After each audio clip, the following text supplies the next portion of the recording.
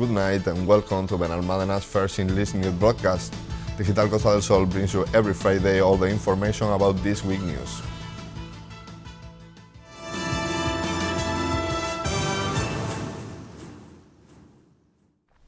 The mayor of Benalmádena, Víctor Navas, and Education Councilman Pablo Centella visited last week the International School of Torrequebrada, where the first Spanish campus of formal and professional training in the metaverse was presented. Benalmádena arrives the metaverse thanks to what will be the first campus of formal and vocational training in this country. This virtual campus will house a school, a vocational training center, and an international institute for education in sustainable development. It will combine face-to-face and virtual reality in the protected and secure framework of Educaverso, which was presented last week at Torrequebrada International School. The event counted with the presence of the mayor of Benalmádena, Víctor Navas, and Education Councilman Pablo Centella, as well as other authorities such as the mayor of Málaga, Francisco de la Torre. After praising the work of the school, Navas highlighted the infinite possibilities of this virtual universe. Educaverso is a unique and totally innovative experience which begins its journey in Benalmádena. We are proud that the flag of educational innovation in the metaverse has been taken by an educational center of the municipality. The possibilities are endless. We have tested how different the educational experience is in a virtual reality environment, where you can see firsthand what Gutenberg's printing press was like, contemplate a whale up close, or attend a classical Greek school with Plato as a teacher. The metaverse can provide the motivation that students often need to obtain an education of excellence and quality. For his part, Centella emphasized that this type of initiative marks the way towards the future and emphasized the importance of ensuring that these new opportunities are within everyone's reach. This project applies new technologies for the development of training environments that make it easier for students to enjoy their learning time. We are talking about the future of education. We have to ensure that this future can be accessible to everyone, that children, regardless of the neighborhood they live in, can access the same opportunities and possibilities offered by high technology. It is essential to provide more resources to the public education so that experiences such as those of the students of this school can also be enjoyed by boys and girls from other social strata.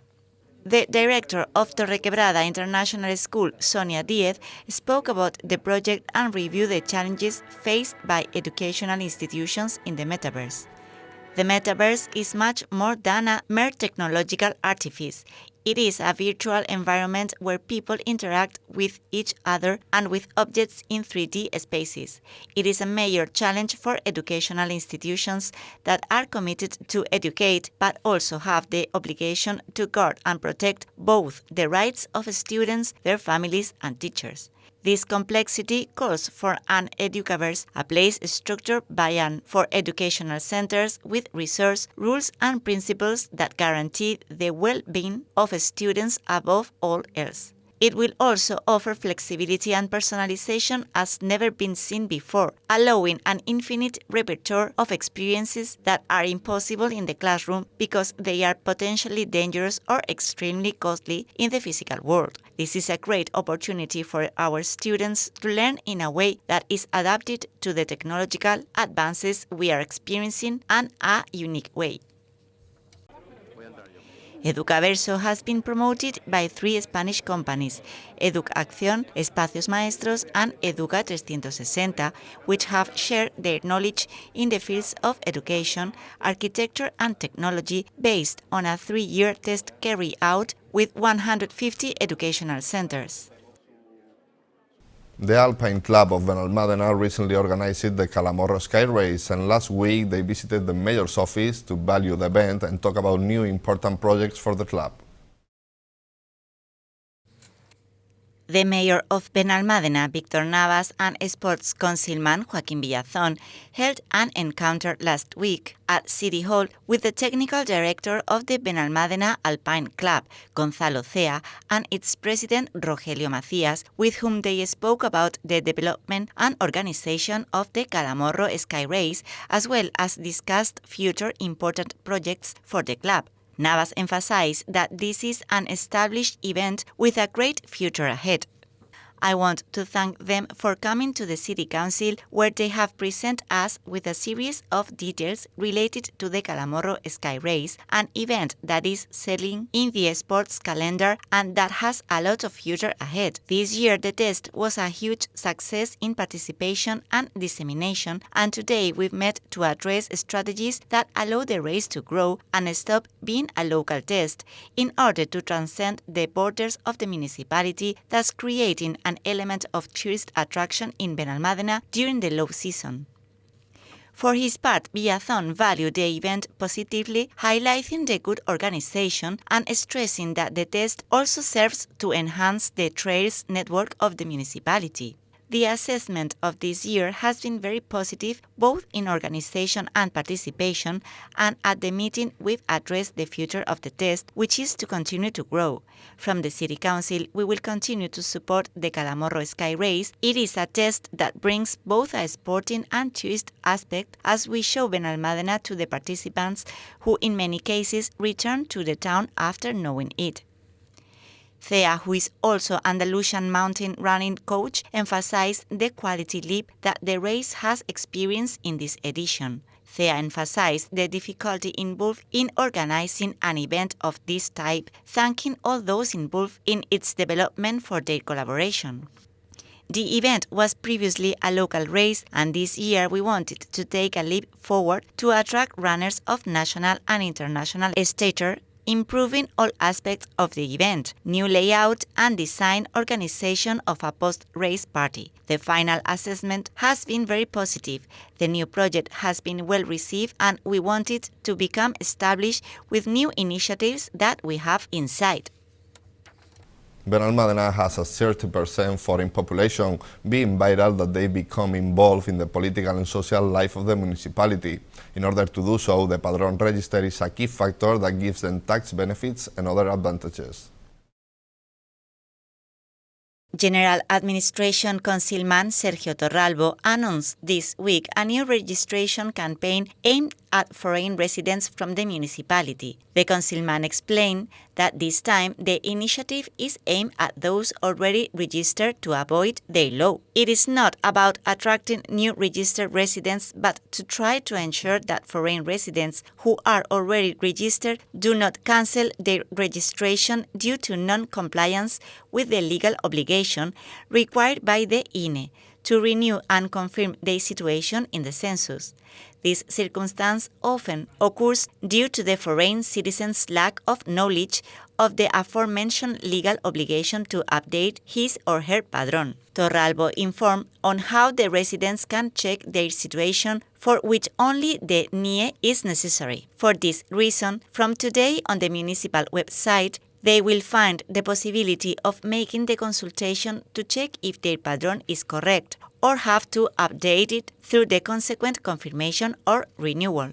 To do this, they must provide their NIE to check their current situation in the register is correct, or have to go to the City Council or through the electric headquarters to perform the corresponding renewal or confirmation procedure. He also emphasized the objectives behind the initiative. In this way, we want to avoid the laws made by the INE if they have not made the update of the register correctly, in order to facilitate foreign residents to enjoy the benefits offered by being registered in the municipality, such as the bonus to the payment of IBI or the card for free use of municipal transport. The City Council is going to carry out a mailing to associations in the municipality to make them aware of the campaign. We will also send a letter to the various associations of foreign residents, cultural and religious, with this information. We seek the widest dissemination so that all foreign citizens registered in the municipality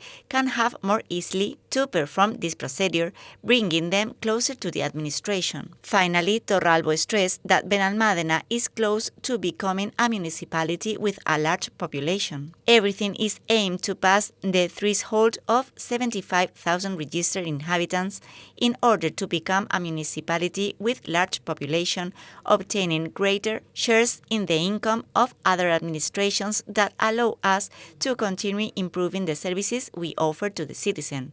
With this type of measures, in no more than 1 or 2 years, we could exceed that limit that would make us a large population municipality. As of January 1st, 2021, Benalmádena had a total of 22,160 registered foreign residents. The largest community is from the United Kingdom with 3,300 residents, followed by Argentina 2,776 and Morocco with 2,491. Registered non-residents must renew their census every 2 years, while registered residents only have to renew it every 5 years.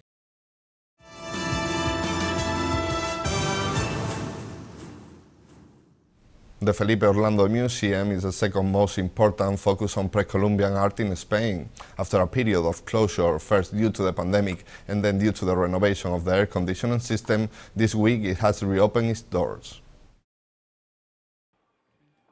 Culture Councilman Pablo Centella and the Felipe Orlando Museum Director Victoria Sabino spoke with the media on Wednesday to announce the reopening of this cultural space. Centella began his speech by emphasizing that it was an important day for the municipality. Today is an important day for Benalmádena and the world of culture. The Felipe Orlando Museum of Pre-Columbian Art reopens its doors today. City Council had to proceed with the closure of the museum during the beginning of the pandemic, circumstance that we took advantage of to carry out the conditioning of the space, installing a new air conditioning system, improvements that have required a long administrative process. The councilman valued the importance of this museum within the pre-Columbian art, being the second most important of this style in Spain. This museum has a special importance within the package of tourist attractions that we offer to visitors. It is the second most important museum dedicated to pre-Columbian art in Spain and also contains archaeological remains from various periods in the history of Benalmádena. Next May 21, we will hold a great celebration on the occasion of International Museum Day and the reopening of the facilities, which from today resume their normal operation for the enjoyment of residents and tourists. Sabino emphasized that they are delighted to receive visitors again and explained that they are already preparing events and acts of all kinds, starting on with the museum's day celebration. We are really excited with this reopening, looking forward to receive again visitors, both locals and tourists. The museum now reactivates its programming, conferences, workshops, family activities. There will be room for events for all tastes and ages, and we will start on May 21 with the celebration of International Museum Day, a day in which there will be theater, music, and family workshops. In the heart of Benalmádena Pueblo, this museum is an unique cultural space in Andalucía thanks to one of the most important collections of pre-Columbian art existing in Spain, with samples of crafts from Mexico, Peru, Nicaragua, Colombia, and Ecuador. It also has a collection of archaeological pieces found in different enclaves of our town, with remains of more than 5,000 years old. Today, it is one of the archaeological references of the Costa del Sol, and due to its magnificent collection of pre-Columbian pieces, it is the only museum of its kind in Andalucía. After the central government change on the use of face masks, now the regional government has adapted its regulations. With the easing of the restriction, health workers fear an increase in hospital admissions and expect a seventh wave. Junta de Andalucía has adapted its regulations regarding the use of face masks in the region to match with those of the Spanish government, with the word obligatory dropped when referring to masks in residential care homes and home health services. Sources at the Ministry of Health said the decision was made after taking into account that the incidence rate of positive COVID-19 infections in Andalucía over 14 days has established, and the fact that since late March a test for active infection is only carried out in specific situations, especially vulnerable people and those who need to be admitted to hospital. Another factor is that although there are still outbreaks of the coronavirus in care homes, most staff and residents have been full vaccinated. The regional government's rules now say that the regulations regarding the use of masks by residents, visitors, and staff in care homes will be those applied for the national government at any given time. However, during times when the infection rate in the region is high, workers in care homes will be advised to wear FFP2 masks, and if there is an outbreak in the home where they work, they should continue to wear them until the outbreak is over.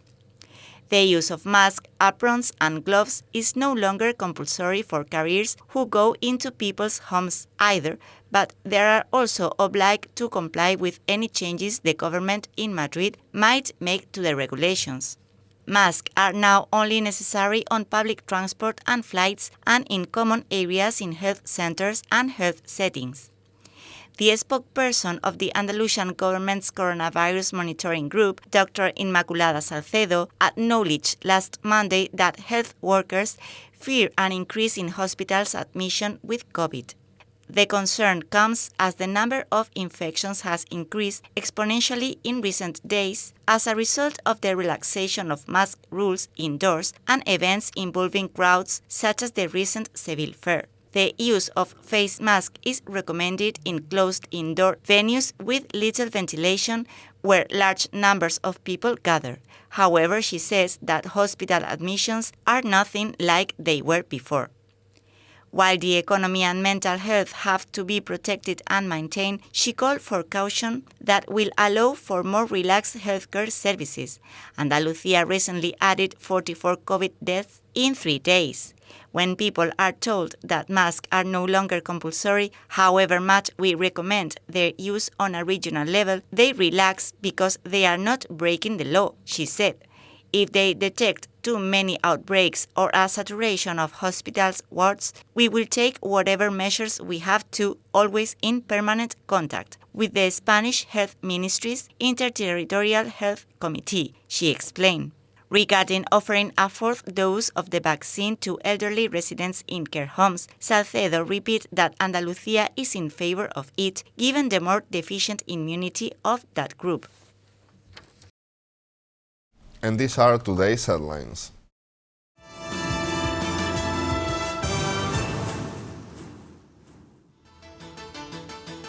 Benalmádena arrives to the metaverse.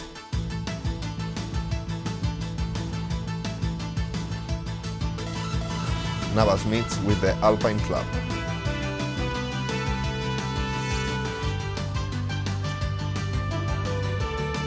New registration campaign for foreign residents.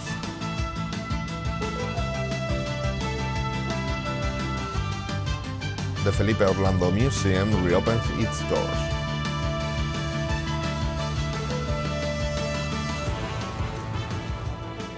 Junta Andalucía adapts its face mask use regulation.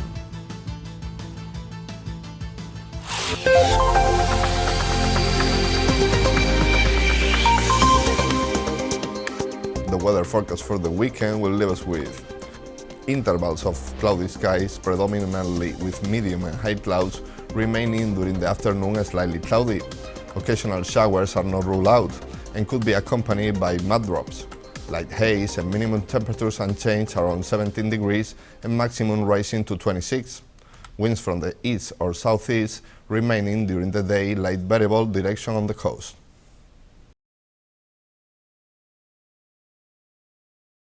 And that's all. Thank you for watching us, and remember, you can stay updated on our website or social media profile on Facebook and Twitter. Have a good night and enjoy the weekend.